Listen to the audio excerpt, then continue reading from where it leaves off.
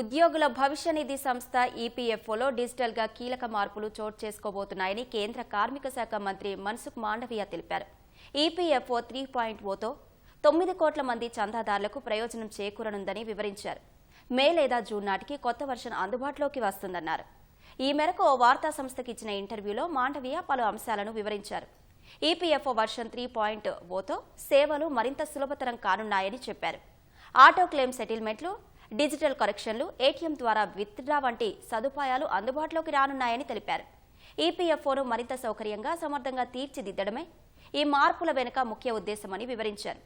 క్లెయిమ్లు, కరెక్షన్ల కోసం ఫారాలు నింపడం, కార్యాలయాల చుట్టూ తిరగడం వంటి ఇబ్బందులు ఈ కొత్త వర్షంతో తొలగబోతున్నాయని మాండవీయ తెలిపారు. అటల్ పెన్షన్ యోజన, ప్రధానమంత్రి జీవన్ బీమా యోజన, శ్రామిక్ జన్ధన్ యోజన వంటి పెన్షన్ పథకాలన్నింటినీ ఏకీకృతం చేసి పెన్షన్ కవరేజీని క్రమబద్ధీకరించడం, బలోపేతం చేసే అంశాన్ని కేంద్రం పరిశీలిస్తోందన్నారు.